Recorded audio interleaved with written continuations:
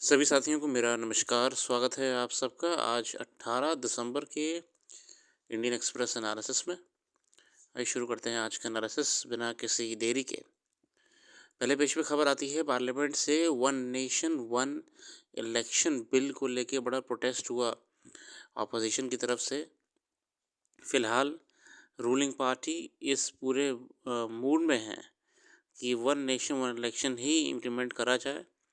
उससे कई करोड़ों का जो एक्सपेंडिचर इलेक्शंस में हो जाता है वो कम होगा। हालांकि ऑपोजिशन का ये कहना है कि जहां सरकार आए दिन योजनाओं में इतना सारा पैसा खर्च कर देती है, स्टैचूज़ बनाने में और ऑडिटोरियम्स बनाने में, तमाम अननेसेसरी कंस्ट्रक्शंस में, वहाँ पे खर्चा बचाने की जगह इलेक्शंस को जेपरडाइज करके डेमोक्रेसी का जो सैंक्टिटी है उसे ख़त्म करना चाह रही है। दो एस्पेक्ट्स हैं असल में साइमल्टेनियस इलेक्शन का। ये पॉइंट ये रखा जाता है, कई एडिटोरियल्स में जो कवर करा गया है, मैं आपको शॉर्ट में बता रहा हूँ कि कुछ एडिटर्स ये कह रहे थे, लेखक ऑथर्स कह रहे थे कि साइमल्टेनियस इलेक्शन में डेमोक्रेसी को फ़ायदा ये रहता है कि मान लीजिए कि सरकार एक इलेक्शन में जीत गई, मगर बाद में जो वोटर्स हैं उन्हें कुछ चीज़ें अच्छी नहीं लग रही हैं, या फिर लोकल लेवल पे, ब्लॉक लेवल पे, डिस्ट्रिक्ट लेवल पे, विधानसभा के लेवल पे वोटर्स चेंज करना चाह रहे हैं गवर्नमेंट अपने स्टेट में या अपने कॉन्स्टिट्यूंसी में। साइमल्टेनियस इलेक्शन में डेमोक्रेसी में वो मौका मिल जाता है। ठीक है, वह ना वन साइड लव नहीं करना है, यहाँ पे मौका मिल जाता है इलेक्शंस करा करा के बार बार। अगर वो नेशनल इलेक्शन हो जाएंगे तो इससे कहीं ना कहीं, जैसे मान लीजिए कि सरकार भले ही कुछ समय के लिए अच्छा काम कर रही है, ठीक है, मान लीजिए, उसके बाद due to certain events things turn south, तब वोटर्स पे, देखिए नॉर्मल प्रोसीजर तो पार्लियामेंट के हमेशा रहेंगे, मगर वो मौका भी चला जाएगा कि एक कुछ नया चुनने के लिए, और इससे गवर्नमेंट को डर भी ख़त्म हो जाएगा। एक ही बार सारा एफर्ट लगाना है, बार बार का एफर्ट भी ख़त्म हो गया कि अब ये इलेक्शन हुआ उसमें एफर्ट लगा रहे हैं, फिर एक और इलेक्शन हुआ उसमें एफर्ट लगा रहे हैं। फिलहाल हर किसी का अपना अपना पॉइंट है, शॉर्ट में मैंने आपको ये बता दिया।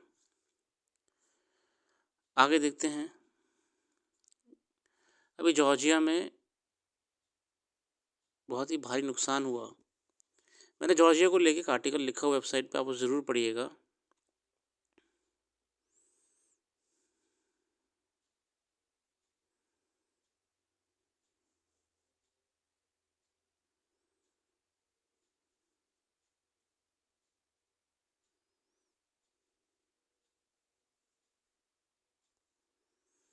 जॉर्जिया के बारे में आगे देखते हैं आर्टिकल्स पे।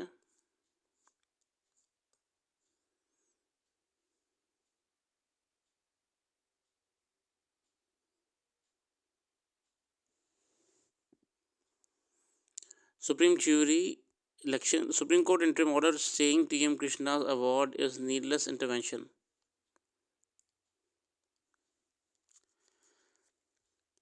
Supreme decision to put on hold recognition of Carnatic vocalist T.M. Krishna as a recipient of the Sangeeta Kalanidhi M.S. Subbulakshmi Award until the appeal by M.S. grandson V. Srinivasan decided raises question about the role of art, free expression, and institutional boundaries. Srinivasan's contention has to be twofold: that Krishna has besmirched M.S. legacy in his writings, and that conferment is violative of a will which forbade the institution of any award grant or suture in her name. The first is up to debate, the latter only honored selectively. What the court interim order has to be done in the meantime is to needlessly draw the highest court into arena that is not theirs. अब देखिए इस case में क्या matter निकल के आ रहा है कि देखिए सुप्रीम कोर्ट तमाम मुद्दों पे अपना जजमेंट देता है, सुनता है। अब ये आर्ट्स है, आर्ट्स लिटरेचर एक तरीके से ह्यूमन एवोल्यूशन और एक सोसाइटी के एवोल्यूशन का बहुत बड़ा पार्ट है। यहाँ पे एक सुप्रीम कोर्ट कटघरे में आ गया है कि क्या उसकी रीच अब आर्ट्स सोसाइटी पे भी बढ़ेगी? One of the most prestigious honors in Carnatic music, the annual Sangeeta Kalanidhi Award conferred by Music Academy in Chennai, is a tribute to a singer who transcends boundaries, social and musical, to become a cultural icon. Whether Krishna deserves the award can be debated endlessly. Let the naysayers and the cheerleaders argue that the case is not the point. To argue against a selection on the basis that the views detract from the sacred sanctity of the art form and that his writing has done a disjustice to MS legacies. देखते हैं क्या है supreme court का इसमें. Indeed, the apex court in its interim order has clarified that stay is not a reflection of Krishna's stellar performance, but the very fact of stay in that court has termed the matter very important and sensitive. Supreme court ने ये कहा है कि सोचने के लिए समय चाहिए, इसलिए स्टे लगा रहे हैं यहाँ पे, ना कि हम किसी की आर्ट को या उसको डिसरिस्पेक्ट करेंगे.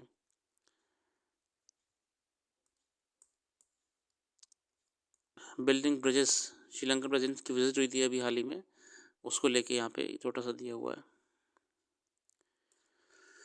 इंडियन ओशन रीजन के बारे में.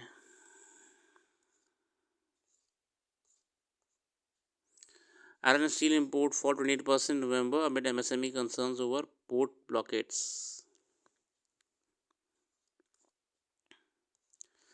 Indian oil imports rebounded in November with refineries back in full swing. After hitting 12-month low in October, India's crude oil imports in November recovered as most of the country's refineries were back operating at optimum capacity. ये अच्छी खबर है. Consequently, import volumes from the top 5 source markets, Russia, Iraq, Saudi, UAE and the US, grew sequentially per ship tracking data. Within this group, the UAE and the US registered the highest growth in percentage terms. India's oil imports had declined to a very year low in October and maintenance shutdowns at same refineries and the geopolitical crisis in West Asia. कुछ refineries अपना production कम कर दिया था maintenance चक्कर में, और जो अभी इसमें वेस्ट एशिया में तमाम समस्याएं चल रही हैं उस वजह से. मगर फ़िलहाल हमारी रिफाइनरीज ने भी तुरंत इसे कोप अप करने के लिए पूरा एफर्ट लगाया और अपना बैलेंस कर दिया है. Very good, well done. अगला आर्टिकल यहाँ पे आता है, Arctic tundra emitting more carbon than it absorbs, confirms study. Tundra, frozen treeless biome which has stored carbon for thousands of years, has now becoming a source of heat trap greenhouse gases which are the primary drivers of global warming. देखिए वही अब आपका green house gas emission में योगदान दे रहा है. एक Arctic report card जारी हुआ था, yearly report on the polar region, and was published last week. Arctic tundra emitting more carbon than it stores will have global consequences. It will exacerbate climate change, whose adverse impacts already unfolding across all parts of globe. How does tundra store carbon? ये store कैसे करता है carbon tundra region आपका, देखते हैं. In typical ecosystem, plants absorb carbon dioxide from atmosphere through photosynthesis. These plants grow, die, or are eaten by animals which also grow and die. When they die, the carbon in the corpse feeds microorganisms such as bacteria or fungi, which break down larger molecules and return CO2 to the atmosphere, thereby completing the carbon cycle. जो वही cycle है, dead organisms अंदर जाते हैं, consume हो जाते हैं. Arctic, the decomposition of organic matter is systematically slowed due to extreme cold climate. Plant and animal remains can stay trapped for thousands of years in a layer of permafrost. And any ground that stays frozen for at least 2 years straight, thwarting CO2 from getting released back into the atmosphere. An estimate that Arctic soil stores more than 1.6 million metric ton of carbon.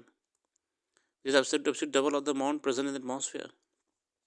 देखिए अब कितना ज़्यादा stored है. Why is the Arctic tundra emitting more carbon than is warming? In recent years, Arctic tundra's ability to emit less and absorb more carbon has taken a hit. The new analysis, which incorporated more data and better method of examination, confirmed that the tundra ecosystem has now become a source of CO2. दो कारण है. पहला है कि rising temperature की वजह से आपका जो आर्कटिक रीजन में वार्म हो गया है, तो आपकी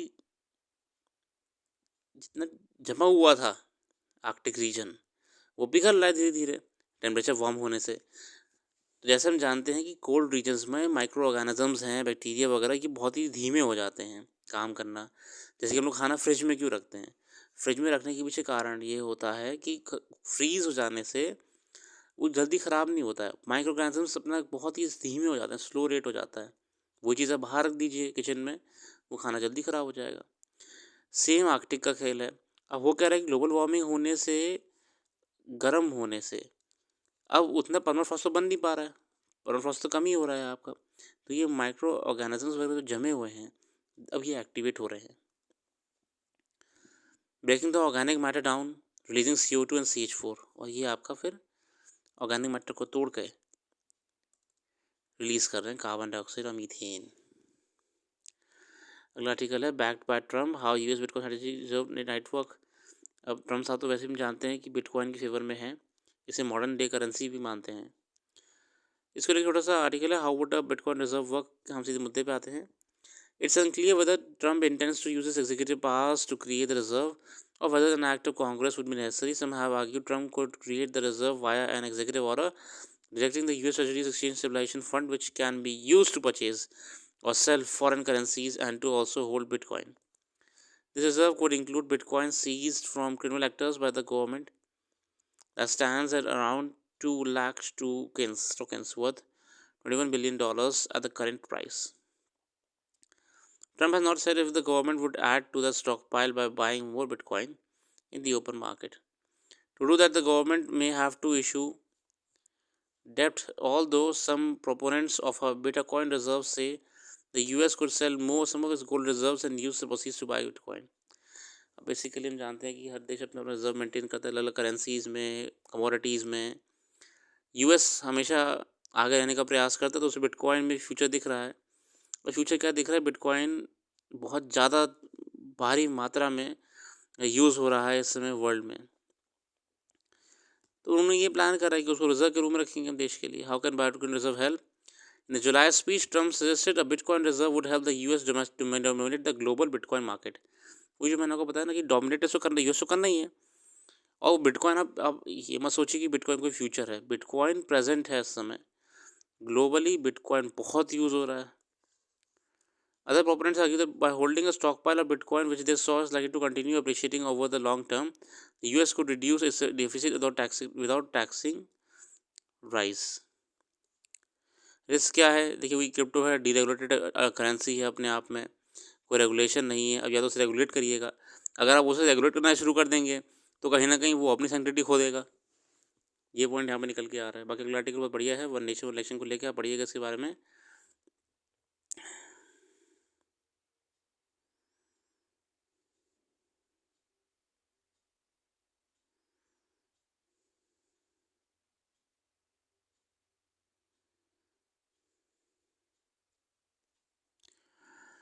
इसके साथ आज के क्विक एनालिसिस में तय रखते हैं। कल फिर आएंगे नई वीडियो के साथ, जुड़े रहिए और लगातार वेबसाइट को भी विज़िट करिएगा और करंट अफेयर्स को जानने के लिए।